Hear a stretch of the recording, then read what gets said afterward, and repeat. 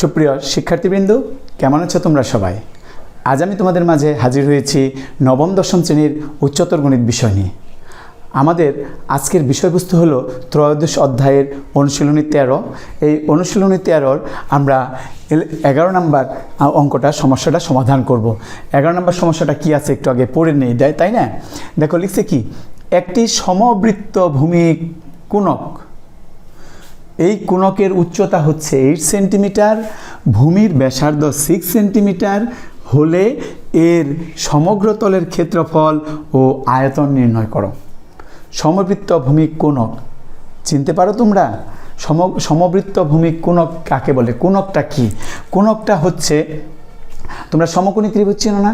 সমকোণী ত্রিভুজ, যেমন ধরো এই যে একটা সমকোণী ত্রিভুজ, তাই না? এটা ভালো করে খেয়াল করো, এইটা একটা সমকোণী ত্রিভুজ, এইটার হচ্ছে অতিভুজ, এইটা হচ্ছে আমরা সন্নিহিত বাহু বা ভূমি বা যাই বলি, এটা লম্ব, মানে একটা লম্ব একটা ভূমি, এইভাবে রাখলে এটা লম্ব, এইভাবে রাখলে এইটা ভূমি, এইটা লম্ব, এইভাবে রাখলে এইটা ভূমি, এইটা লম্ব, আর এটা অতিভুজ। সমকোণের যে বিপরীত বাহু সেটাকে আমরা বলি অতিভুজ। তাহলে এটা একটা সমকোণী ত্রিভুজ। বুঝতে পেরেছ? এই যে সমকোণী ত্রিভুজ, এই সমকোণী ত্রিভুজের আমরা কি করব, এর যে কোনো একটা বাহু ধরবো, হয় এই বাহু আর না হলে এই বাহু। আমি যদি এই বাহুটা, বৃহত্তর বাহুটাই ধরি, এই বাহুরে অক্ষ ধরবো। দেখো খেয়াল করো, অক্ষ ধরে আমি এর চারপাশে এটা ঘোরাতে থাকবো। খেয়াল করো, এই যে চারপাশে ঘুরছে, যে শেপটা তৈরি হচ্ছে ঘুরতে ঘুরতে, এই যেমনে এরকম তৈরি হচ্ছে না? কীরকম তৈরি হচ্ছে আমি তোমাদের দেখাচ্ছি। এই যে এটা ঘোরাচ্ছি, তাই না? ঘোরাচ্ছি, তাহলে আমার মনে হয় এরকম তৈরি হচ্ছে। এই যে এই জায়গাটার মধ্যে ঘুরতেছে, এই অক্ষর বরাবর আমি ঘোরাচ্ছি, এই যে এইটা দিয়ে ঘোরাচ্ছে, এই যে এরকম, দেখছো? তাহলে এই যে এরকম ঘুরছে, বৃহত্তর বাহুর চতুর্দিকে কিন্তু ঘুরতেছে, তাই না? এই ঘুরতে এটা কী হচ্ছে? এই কোণকের ডিজাইন হচ্ছে, এই যে এরকম হয়ে গেল। দেখো এইটা হচ্ছে কোণক, এইটা এই পর্যন্ত, এই সেন্টার পর্যন্ত হচ্ছে এটার উচ্চতা। এই যে এইটা হলো উচ্চতা, এই উচ্চতা এইভাবে ঘুরতেছে, ঘুরে এই কোণকটা তৈরি হলো। তাহলে দেখো এই যে এই জায়গাটুকু, এইটা হলো ব্যাসার্ধ, তাই না? এই যে এই ব্যাসার্ধ ধরে আমরা ঘুরতেছি, এই দেখো এই যে ঘুরে, তাহলে এইটা ব্যাসার্ধ, এইটা উচ্চতা, তাই না? কার? এই কোণকের। ঠিক আছে? তাহলে আবার দেখো তুমি, এইটা হচ্ছে উচ্চতা, তাহলে এইটাকে আমি এইচ ধরতে পারি। এইটা হচ্ছে ব্যাসার্ধ, এই যে এটা হচ্ছে ব্যাসার্ধ, এটা হলো আর ধরতে পারি। দেখো তাহলে পরে এখানে একটা সমকোণী ত্রিভুজই ঘোরাচ্ছি, তাহলে এটা একটা সমকোণী ত্রিভুজ। তোমরা আবার বোঝার জন্য আরেকটু সহজভাবে দেখতে পারো, এই যে সমকোণী ত্রিভুজ, এইটা খেয়াল করো, এই যে সমকোণী ত্রিভুজ, তাই না? এইটাকে ঘোরাচ্ছি, এই যে ঘুরছে, তাই না? তাহলে কি হলো? শেপটা লক্ষ্য করবা, শেপটা হচ্ছে কোণকের শেপ। তাহলে আমরা তাহলে কোণক কাকে বলবো? একটা সমকোণী ত্রিভুজের যে কোনো একটা বাহুকে, সমকোণ সংলগ্ন যে বাহু আছে, অতিভুজ না কিন্তু, সমকোণী ত্রিভুজের যে কোনো বাহুকে অক্ষ ধরে সেই অক্ষের চারপাশে ঘুরিয়ে আনলে একটা কোণক তৈরি হয়। এই রকম হয়ে যায়, তাই না? তাই যে বাহুটাকে আমরা অক্ষ ধরবো সেটা হলো উচ্চতা ওই কোণকের, আর যেটা দিয়ে ঘুরিয়ে আনবো সেটা হচ্ছে ব্যাসার্ধ। তাহলে পরে ভূমির ব্যাসার্ধ। তাহলে এই যে এই সাইড দিয়ে যে একটা রাস্তা হলো, এটা কি? এটার নাম হলো হেলানো উচ্চতা। এটার নাম কি? হেলানো উচ্চতা বা তির্যক উচ্চতা বা হেলানো উন্নতি বা তির্যক উন্নতি।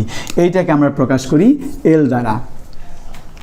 এখন খেয়াল করো, এখানে বলছে কি, একটা সমবৃত্ত ভূমি কোণকের উচ্চতা 8 সেন্টিমিটার, এইটাকে দিয়েছে 8 সেন্টিমিটার, ভূমির ব্যাসার্ধ 6 সেন্টিমিটার, এইটা হলো 6 সেন্টিমিটার। ঠিক আছে? এখন প্রশ্ন হলো ক্ষেত্রফল, সমগ্র তলের ক্ষেত্রফল ও আয়তন, এর দুটা সূত্র আছে। দেখো সমগ্র তলের ক্ষেত্রফলের সূত্রকে আমি এখানে লিখি, সমগ্র তলের কি ক্ষেত্রফল, সমগ্র তলের ক্ষেত্রফল equal to pi r into l plus r. এইটা হচ্ছে সমগ্র তলের ক্ষেত্রফল, পাই আর ইন্টু এল প্লাস আর, বর্গ একক। অবশ্যই বর্গ একক হবে, যদি সেন্টিমিটার হয় বর্গ সেন্টিমিটার, যেহেতু ক্ষেত্রফল আছে। যদি মিটার হয় তাহলে বর্গ মিটার, আমরা বর্গ একক বলবো। তারপরে কি বলছে? আয়তন। আয়তনের সূত্র কি? 1/3 পাই আর স্কোয়ার এইচ। পাই আর স্কোয়ার এইচ, অবশ্যই এটা ঘন একক, যেহেতু আয়তন আছে তাহলে এটা ঘন একক। এই যে দুইটা সূত্র আছে দেখো, এই দুইটা সূত্রের মধ্যে আমি এই যে মান, আমাদের কিন্তু এল এর মান নাই, ওইখানে এল লাগবে, তাহলে আমরা প্রথমে এলটা বের করে নেব। এলটা বের করে নিয়ে তারপরে এখানে মান বসিয়ে দিলেই আমার সমগ্র তলের ক্ষেত্রফল ও আয়তন বের করা হয়ে যাবে। তাহলে আমরা শুরু করি। আমরা শুরু করব সমাধান।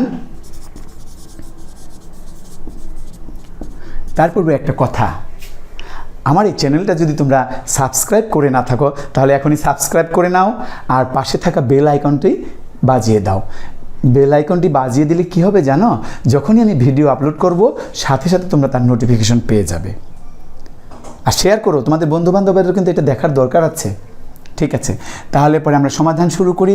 প্রথমে এখানে দেওয়া আছে কি, সমবৃত্ত ভূমি কোণকের উচ্চতা এইট, যেটাকে এইচ দ্বারা আমরা প্রকাশ করি, তাই না? তাহলে আমরা লিখব কোণকটির, একদম সহজ, দেখো কোণকটির জাস্ট একটু লিখবা উচ্চতা এইচ সমান 8 সেন্টিমিটার। উচ্চতা এইচ সমান 8 সেন্টিমিটার। আরেকটা কি আছে, ভূমির ব্যাসার্ধ, আমরা লিখব ভূমির ব্যাসার্ধ। ভূমির ব্যাসার্ধ আমরা কি দ্বারা প্রকাশ করছি, আর দ্বারা প্রকাশ করছি, তাই না? আর দ্বারা প্রকাশ করলে পরে এখানে আর ইকুয়াল টু লিখব, কত আছে ভূমির ব্যাসার্ধ, 6 সেন্টিমিটার। 6 সেন্টিমিটার। এখন আমার দরকার এল। ওই যে ওইখানে দেখো সমগ্র তলের ক্ষেত্রফল এল আছে, তাহলে এলটা বের করবো। এলেরও একটা সূত্র আছে। এলটা কি যেন বললাম, হেলানো উচ্চতা। হেলানো উচ্চতা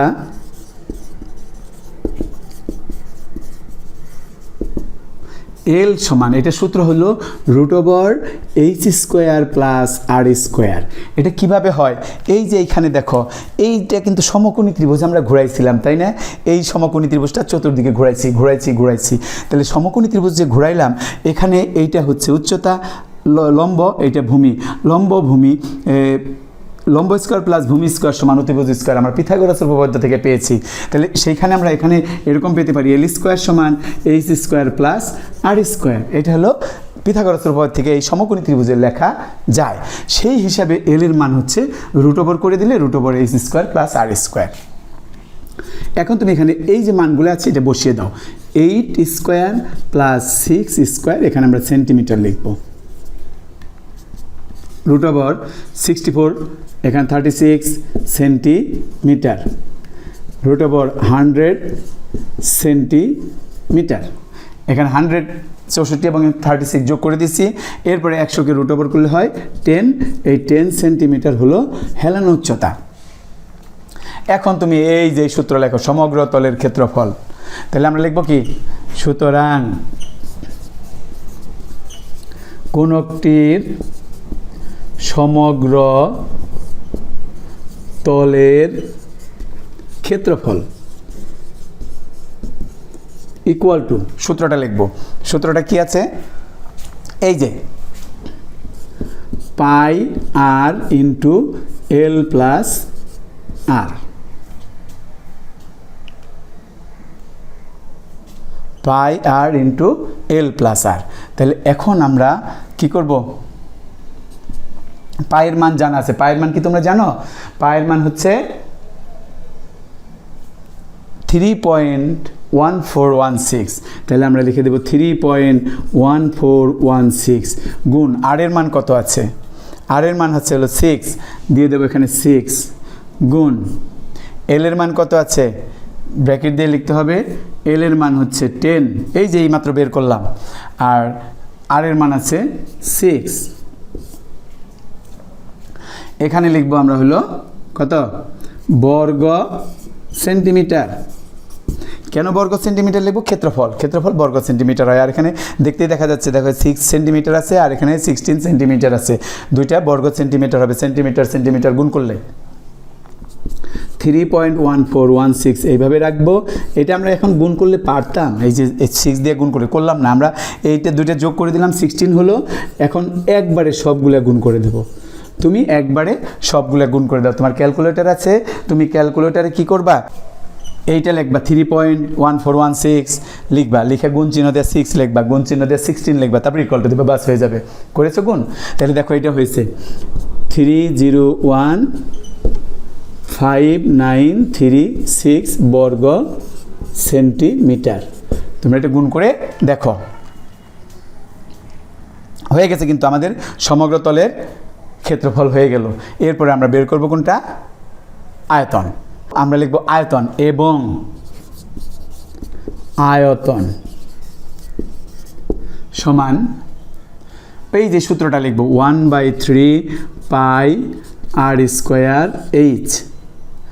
এরপরে মান বসাই দেবো 1/3 গুণ 3.1416 গুণ আর স্কোয়ারের মান কত? আর এর মান 6 গুণ 6-এর মধ্যে আবার স্কোয়ার আছে, এই যে আর স্কোয়ার, তাহলে 6 স্কোয়ার। এইচের মান কত? 8 বর্গ নয়। এটা ঘন হবে, কারণ হলো আয়তন আছে, এটা ঘন সেন্টিমিটার হবে। কেন ঘন সেন্টিমিটার হবে সেটা তুমি দেখতে পারো। এই যে এখানে 6 হলো তোমার সেন্টিমিটার, তাহলে 6-এর মধ্যে স্কোয়ার আছে, তাহলে এখানে বর্গ সেন্টিমিটার, তাকে আবার 8 সেন্টিমিটার দিয়ে গুণ করছে, তাহলে আরেকটা সেন্টিমিটার হয়ে গেল ঘন সেন্টিমিটার। এরপরে তুমি কি করো? 1/3 গুণ 3.1416 গুণ এটা 36 বানিয়ে ফেলো, গুণ 8 ঘন সেন্টিমিটার।